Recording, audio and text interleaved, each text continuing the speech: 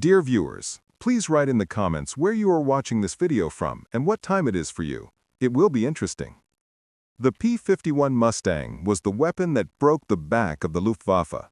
It was the pride of America, a symbol of freedom. But here is the secret that history books often gloss over. The man who designed it? He wasn't American. He was born in Germany. He had once worked for the very enemy he was now building planes to destroy. This is the story of how an immigrant engineer and a British genius built the plane that won the war. 1940. The sky over London belongs to the Nazis. The Royal Air Force is holding the line, but they are bleeding. They are losing planes faster than they can build them. Desperate, the British Purchasing Commission travels to New York. They have a checkbook and a single question for American factories. What can you sell us right now? They go to a company called North American Aviation. They ask for the Curtiss P-40, a solid, reliable, but mediocre fighter. The president of the company, Dutch Kindleberger, looks at his chief engineer, Edgar Schmued. Schmued is an interesting character. Born in Germany, he served in the Austrian army in World War I.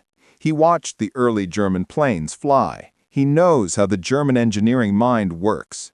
And he hates the P-40. It's obsolete, Schmued tells the British. If we build that by the time it reaches England, the Germans will blow it out of the sky. Schmued makes a bold pitch. Don't buy the P-40. Let me design something new, something aerodynamic, something that slices through the air like a knife. The British are furious. They don't have time for experiments. They need planes now. So they give him an ultimatum, a deadline so tight it sounds like a joke. You have 120 days. If the prototype isn't rolling out of the hangar in 120 days, the deal is off. 120 days. That is 4 months to invent a fighter plane from scratch.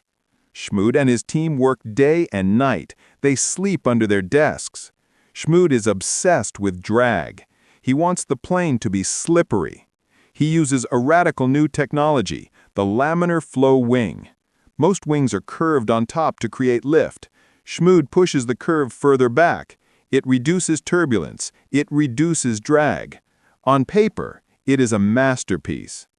September 9, 1940. 102 days later, they beat the deadline by 3 weeks. The plane is beautiful. It looks fast just sitting on the tarmac. But a plane needs an engine, and this is where the trouble begins. The Americans installed the Allison V1710 engine. It is a good engine for a truck or a low-flying attack plane, but it lacks one critical component, a 2-stage supercharger. The test pilots love it. It is smooth, it is agile. The British order 300 of them immediately. They call it the Mustang. But when the first Mustangs arrived in England in 1941, the RAF pilots took them up to fight the Germans, and the smile disappears. 15,000 feet. It is the altitude of life and death. This is where the Mustang died. Above this height, the Mustang is a sitting duck. The engine gasps for air. It loses power. It becomes sluggish. In aerial warfare, altitude is life. He who flies highest shoots first. The Luftwaffe pilots in their Messerschmitts and Focke-Wulfs simply climb to 20,000 feet and look down. They laugh. The Mustang can't touch them. The RAF is disappointed. They have a beautiful aerodynamic sports car with a broken heart. It is a steed with a sick heart, a sports car without a life force. They relegate the Mustang to Army cooperation duties, taking photos, shooting trains, low-level ground attack. It is a humiliation. The most advanced airframe in the world is being used for photographing trains and hunting trucks. And the U.S. Army? They aren't even interested. They stick with their P-47 Thunderbolts and P-38 Lightnings. They ignore Schmued's creation completely. If you're finding this story of engineering genius and unlikely collaboration as fascinating as we are, hit the like button right now. It tells the algorithm to share this piece of forgotten history with more people. Now back to how the British tried to fix the broken American plane. But in a hangar in Hucknall, England, a British test pilot named Ronnie Harker flies the Mustang. He feels the aerodynamics. He feels the smoothness of the controls. He lands, climbs out of the cockpit, and turns to the engineers at Rolls-Royce. He says this airplane is not a failure. It is simply holding its breath. He calls over the genius of British engines, the man who made the Spitfire fly, Stanley Hooker. Hooker looks at the Mustang. Then he looks at the Rolls-Royce Merlin 61 engine, the engine that powers the Spitfire Mark IX. The Merlin 61 has a two-stage supercharger. It breathes thin air like it's oxygen. Hooker wonders, the Mustang is designed by a German American. The engine is British. They are two different worlds. The measurements are different. The bolts are different. But what if? He calls his team. Rip the nose off that Mustang, he says. We are going to perform a heart transplant. They told him it wouldn't fit. They told him the cooling system would fail. But Hooker didn't care. He knew that he could marry the slickest American body with the most powerful British engine. He wouldn't just build a fighter, he would build a monster. A marriage of two worlds, a German airframe, a British heart. 1942, the Rolls-Royce engineers are attempting surgery. They have stripped the nose of the American Mustang. They are trying to jam a massive 27-liter V12 Rolls-Royce Merlin engine into a space designed for a smaller American engine. It doesn't fit. It is like trying to put a lion in a dog kennel. There are wires everywhere. Pipes are being bent. The mechanics are cursing. If this fails, they have ruined a perfectly good airplane. If it succeeds, they might just win the war. Stanley Hooker watches the chaos. The biggest problem isn't the size, it is the heat. The Merlin engine runs hot, incredibly hot. In the Spitfire, there are radiators under the wings, but the Mustang has a strange design, a large scoop under the belly. Hooker achieves something brilliant. He looks at the math of the scoop. When air enters the scoop, it cools the engine coolant. The air gets hot. Hot air expands, and when it expands, it needs to escape. The problem was the heat. The Merlin engine ran incredibly hot, but Hooker didn't just cool it down. He looked at the math and realized the exiting hot air could be turned into mini-jet thrust. If they shape the exit duct correctly, the escaping hot air will act like a mini-jet engine. It is called the Meredith Effect, the most involuntary genius engineering move of the war. Instead of the radiator slowing the plane down with drag, the heat actually generates thrust. The radiator which should have slowed the plane down was actually pushing it forward. It was unintentional genius. Edgar Schmued had designed the perfect cooling system, but he needed Hooker's engine to make it sing. The marriage was consummated. The Mustang X was ready. Captain Ronnie Harker straps in. He fires the starter cartridge. The sound is different. The old Allison engine chugged. The Merlin growls. It is a deep, throaty roar that shakes the ground. He pushes the throttle. The plane leaps off the runway. Harker pulls back on the stick. Usually at 15,000 feet, the Mustang would start to gasp. Harker passes 15,000. The engine is still pulling. 20,000 feet, still pulling. 25,000 feet. He is now in the domain of the Luftwaffe. He levels out at 30,000 feet. He opens the throttle wide. The numbers are staggering. The old Mustang topped out at 390 miles per hour. This new Frankenstein fighter, it hits 440 miles per hour. It climbs faster. It flies higher. It burns less fuel. Harker lands the plane, jumps out, and famously shouts, "They shouldn't build another airplane. They should just build this one." The news travels back to America, to North American aviation. Edgar Schmued looks at the British data. He smiles. He knew his airframe was perfect. He just needed the horsepower. But there is a logistical nightmare. Rolls-Royce can barely build enough Merlins for the Spitfires and Lancaster bombers. They can't supply the American Army too. So a deal is struck. The blueprints for the Merlin engine are sent to Detroit, to the Packard car company. This is where the Axis powers lost the war. Not on the battlefield, but in the factory. Packard took the hand-built British engine and redesigned it for mass production. They built them by the thousands. The P-51B is born. American body, British heart, built in Detroit. It was the ultimate hybrid, but it arrived just in time because over Germany, a slaughter was happening. 1943. The U.S. 8th Air Force is trying to bomb Germany into submission by day, but they are dying. The B-17 bombers are tough, but they are alone. Their escorts, the P-47s and Spitfires, have short legs. They have to turn back at the German border because they run out of fuel.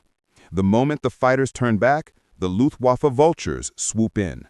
In 1 week, Black Week of October 1943, the Americans lost 148 bombers, 1,500 men. Generals were ready to capitulate to the losses. They need a miracle. They need a fighter that can fly all the way to Berlin and back. They looked at the new P-51 Mustang. They looked at the fuel consumption figures. They didn't believe them. "Check it again," the general said. Schmued had added fuselage fuel tanks behind the pilot. It was dangerous. If hit, the pilot sat on a bomb, but it gave the plane incredible range. With drop tanks under the wings, the Mustang could fly for 1,600 miles. He could go to Berlin, fight for 15 minutes, and fly home. March 1944, the bombers launch again. The German radar operators see the massive formation. They scramble the Luftwaffe. Hermann Göring, the head of the Luftwaffe, laughs. He thinks the bombers are alone. He thinks it will be another turkey shoot. The German pilots climb to intercept. They see the fighter planes protecting the bombers deep inside Germany. They assume they are short-range planes that made a navigational error. But then the fighters drop their external fuel tanks. The silver planes turn to fight. The Luftwaffe pilots laughed. They thought these fighters were short-range, lost deep over Germany. They were wrong. The German pilots freeze. They recognize the silhouette. It's not a Spitfire. It's not a Thunderbolt. It's the Mustang. And it's over Berlin. Years later, Göring would say, "When I saw Mustangs over Berlin, I knew the war was lost." The hunter had become the hunted, but the Mustang wasn't just killing planes. It was about being given a new mission, a mission so dangerous that the pilots called it the graveyard shift. By mid-1944, the P-51 Mustang had done what no other plane could do. It had broken the Luftwaffe. The German pilots were demoralized. They knew that no matter how high they climbed or how deep they hid in Germany, the silver ghosts would find them. General Eisenhower famously said, "The Mustang is the plane that gave us the air." But having won the air, the Allies now wanted the ground. The Mustang pilots were given a new, terrifying order: go down to the deck and destroy everything that moves. Mustang pilots would drop their altitude and roam the German countryside like wolves. Their target wasn't planes, it was logistics. Trains, trucks, barges, bridges. The P-51 was armed with 6.50 caliber machine guns. When fired together, they didn't just punch holes, they tore metal apart. The German rail network was the lifeline of the Nazi war machine. It moved tanks, fuel, and soldiers to the front. The Mustang pilots severed that lifeline. Gun camera footage from 1944 shows train after train exploding in clouds of steam. It was dangerous work. Flying at 400 miles per hour at treetop level meant that one mistake, one telephone wire, one lucky shot from a soldier with a rifle, and it was over. But it worked. By D-Day, the German army was paralyzed. They couldn't move their tanks because the Mustangs were watching. This tactic was so effective that German train drivers refused to work during the day. They would only move at night. But the war wasn't over. The Nazis had one final card to play: the jet. The Messerschmitt Me-262, something from the future. It was 100 miles per hour faster than the Mustang. When the Mustang pilots first saw it, they were stunned. It looked like it was from the future. It had no propellers. It flew so fast they couldn't even get their guns on it. The P-51, the king of the sky, was suddenly obsolete. But the Mustang pilots had something the German technology didn't: numbers and cunning. They realized the jet had a weakness. It was slow to take off and slow to land. The Mustang pilots developed a brutal tactic: rat catching. They didn't fight it in the air. They would hover over the German airfields, waiting like vultures. The moment the Me-262's landing gear dropped, vulnerable and slow, the Mustangs would dive. It wasn't a battle, it was an execution. Among the pilots was the legendary Chuck Yeager, the man who would later break the sound barrier. He shot down a Me-262. He proved that the piston engine could still kill the jet engine if the pilot was smart enough. The Mustang held the line until the very end. May 1945, Germany surrenders. The P-51 Mustang had flown over 200,000 sorties. It claimed nearly 5,000 enemy aircraft destroyed in the air. It was the highest score of any Allied fighter. But the story of the Mustang isn't just about the kill count. It is a story of collaboration. Think about it. The body was designed by a German immigrant who fled America. The engine was designed by the British genius who built the Spitfire. The production was done by American auto workers in Detroit. It was the perfect synthesis of Allied power. While the Nazis were obsessed with purity and fought alone, the Allies won because they blended their best ideas. Today, the P-51 Mustang is the most coveted warbird in the world. When you hear that whistle, the distinctive scream of the gun ports, and the growl of the Merlin engine, you aren't just hearing a plane. You are hearing the sound that saved Europe. It was the plane nobody wanted. The plane built in 120 days. The plane with the wrong engine. But in the end, it became the perfect weapon. Edgar Schmued and Stanley Hooker proved that sometimes the parts are great, but the sum of the parts is unstoppable. If you love this deep dive into World War II history and engineering, then do 3 things for me. Subscribe to the channel so you don't miss our next story of overlooked genius. Hit the bell notification so you're the first to know when we post. Like this video one last time. See you in the next one. And when we look at the Mustang today, the polished aluminum skin, the perfect wings, the deep growl of the Merlin, we have to remember one last truth. The Mustang wasn't just a machine. It was proof that history isn't shaped only by nations or generals. It's shaped by people. Individuals who decide to challenge reality when reality seems impossible. Edgar Schmued, the immigrant America didn't listen to at first. Stanley Hooker, the Brit who dared to put the wrong engine into the wrong airplane. And the factory workers in Detroit who built Merlins as if every bolt, every gasket, every rivet determined the fate of the world. The Mustang became their collective voice, a voice of engineering audacity, a voice of Allied unity, a voice of freedom, not the calm freedom of peace, but the roaring, fighting freedom you have to take back with your own hands.